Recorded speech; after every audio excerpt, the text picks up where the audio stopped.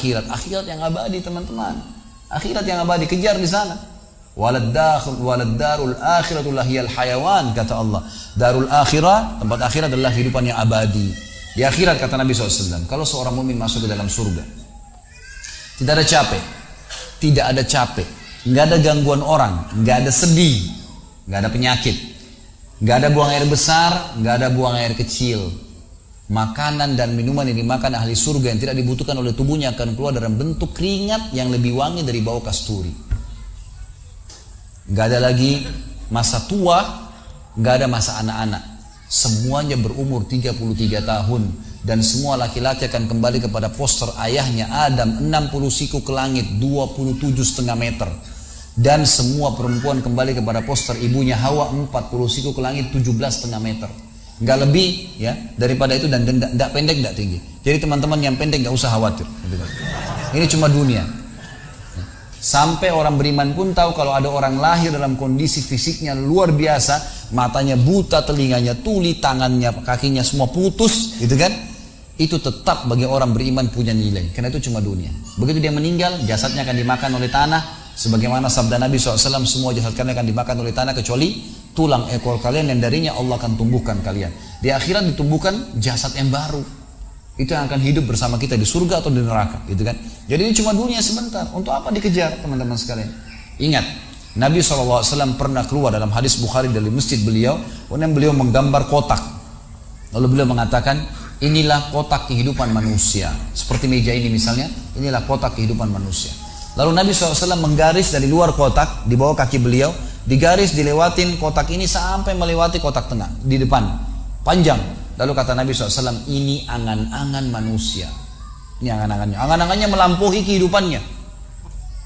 Lebih 500 tahun ke depan. Padahal umurnya cuma 60-70. Lalu Nabi SAW menarik dengan tongkatnya dengan keras dari sisi kanan garis kotak. Digaris dengan keras sampai terbongkar tanah itu, digaris dan memutus garis tengah itu. Lalu beliau mengatakan, dan ini kematian yang akan datang memutus angan-angannya. Di Jakarta kemarin teman-teman sekalian, ini bukan nakut-nakutin, tapi di Jakarta kemarin begitu. Ada orang keluar dari mall, kisah nyata, bawa kresek banyak sekali, habis belanja buat keluarganya. Mobilnya Masya Allah mewah luar biasa, super lux, paling mahal. Parkir, begitu melihat tukang parkir, alhamdulillah, tukang parkirnya sangat senang nih, karena ini orang kaya, pasti kasih tip yang banyak gitu. Naik di mobilnya, di starter mobil, tidak pakai supir kebetulan, dia nyalain, mobil di depan ada, mobil di belakang ada, gitu. Jadi terhimpit. Tiba-tiba orang ini tuh starter mobilnya diinjak gas dengan sangat keras, mundur ke belakang, nabrak mobil di belakang, hancur total. Tukang parkirnya pun tadi jadi marah, Pak, apa nggak lihat, ngambil marah-marah. Tapi anehnya orang ini gasnya terus kencang, gitu ribut, gitu kan? Maka tukang parkir curiga, dibuka pintu, orang itu sudah meninggal dunia. Teman-teman sekalian, pernah nggak orang ini berpikir dia akan mati pada saat keluar dari mall? Kalau dia tahu dia tidak bakal keluar ke mall tuh. Di depan mata saya pernah ada orang meninggal di rumah sakit ayah saya. Kebetulan di Makassar beliau punya rumah sakit, dan itu di pinggir jalan raya. Sore hari subhanallah ada anak muda.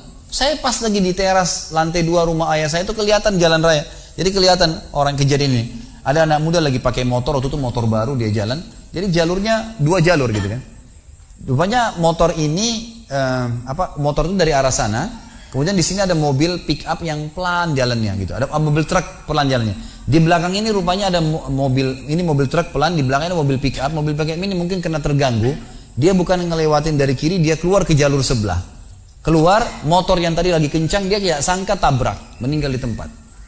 Jatuh tergeletak, motornya dibawa, dicek di rumah sakit ayah saya di klinik, ternyata sudah meninggal dunia. Saya lihat orang itu subhanallah tergeletak. Ada beberapa produk yang dia bawa di motornya. Lalu saya bertanya, saya muhasabah sendiri.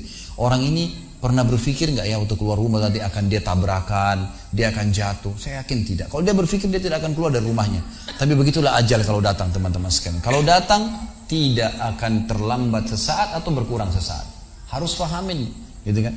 Jadi jangan sampai kita berlebihan. Saya tanya teman-teman, Anda jujur jawab. Kalau seandainya Anda ke dokter, lalu kemudian dokter mengatakan, maaf Pak, Bu, umurnya tinggal 2 minggu menurut ilmu medis.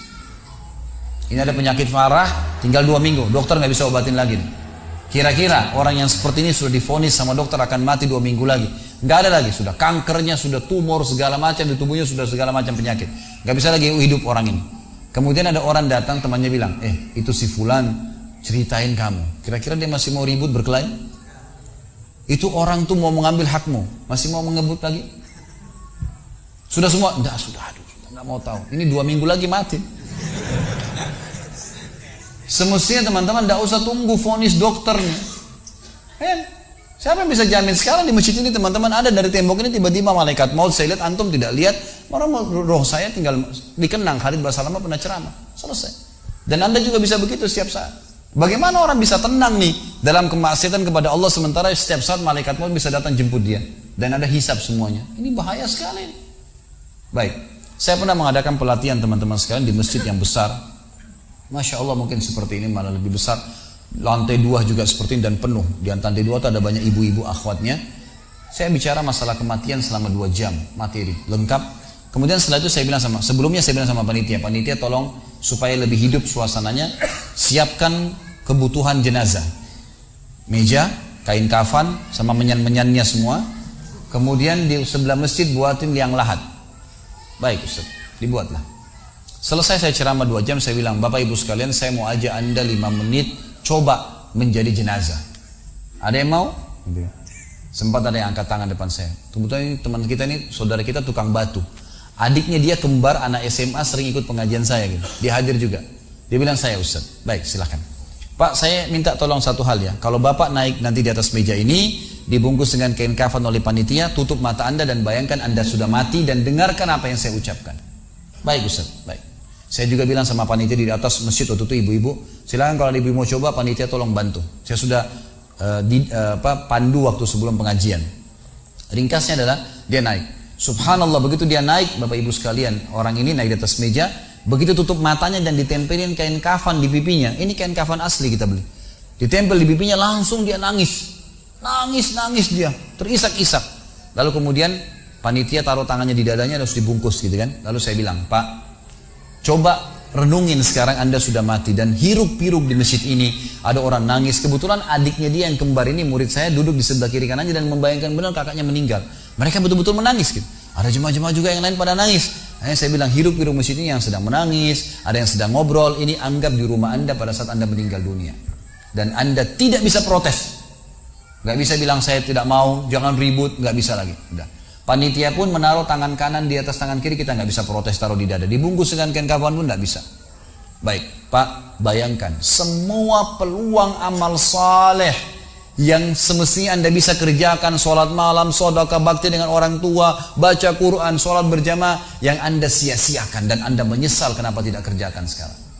Dan bayangkan semua peluang dosa yang anda tidak sia-siakan. Kesempatan zina, berzina, kesempatan dusta-dusta, kesempatan riba-riba, semua dikerjakan. Dan anda tidak sempat taubat dan Allah akan hukum anda sekarang.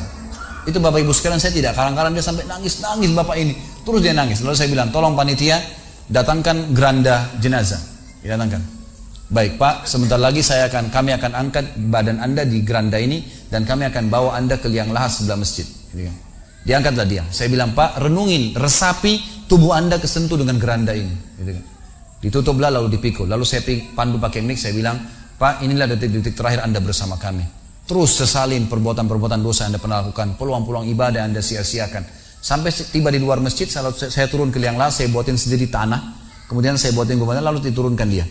Setelah diturunkan, saya suruh tutup matanya, kemudian ditutup dengan kain. Saya keluar, lalu saya pakai mic, saya bilang, Pak, buka matanya.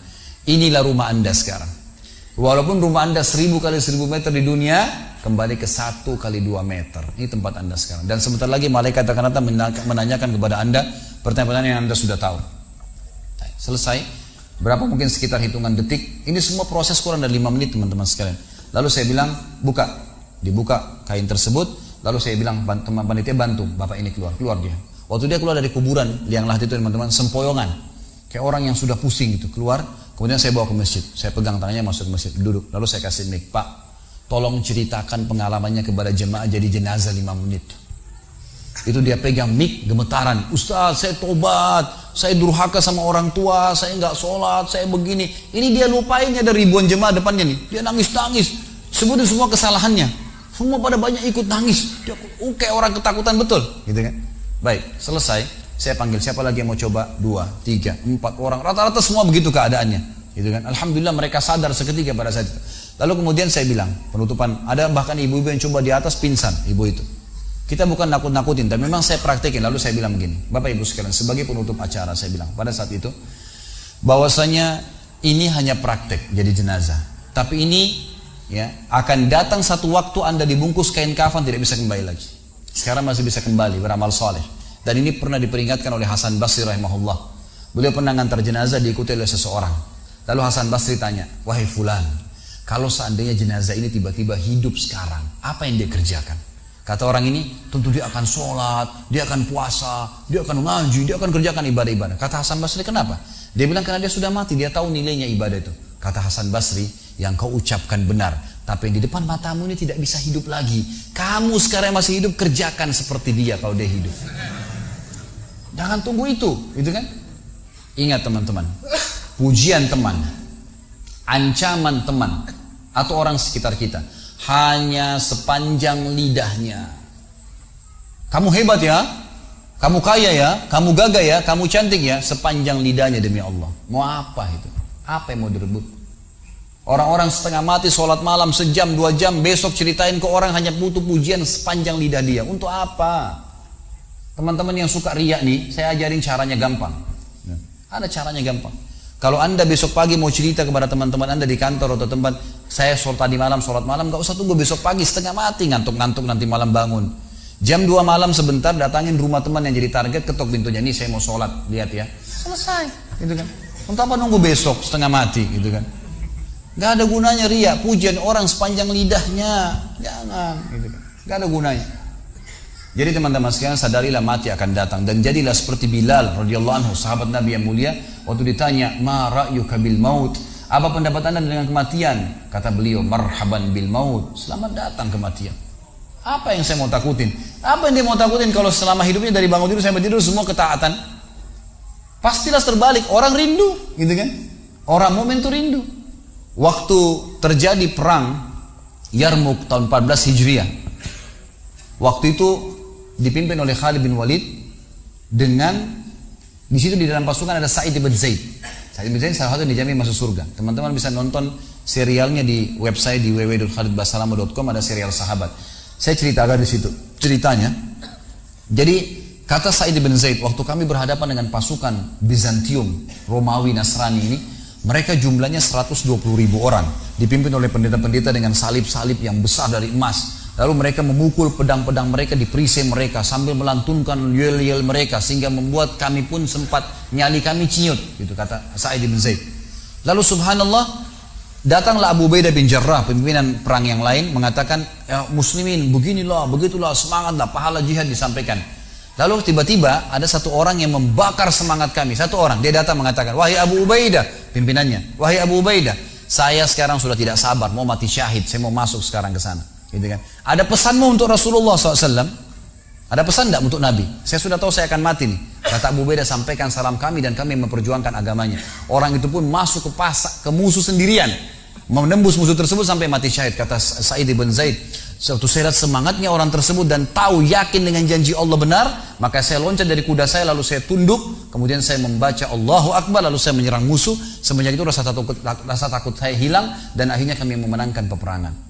Jadi memang teman-teman sekalian, mati itu akan dilaluin. Dan memang mati sebuah pintu, kita harus laluin. Tanpa mati tidak bisa. Tapi orang beriman tahu.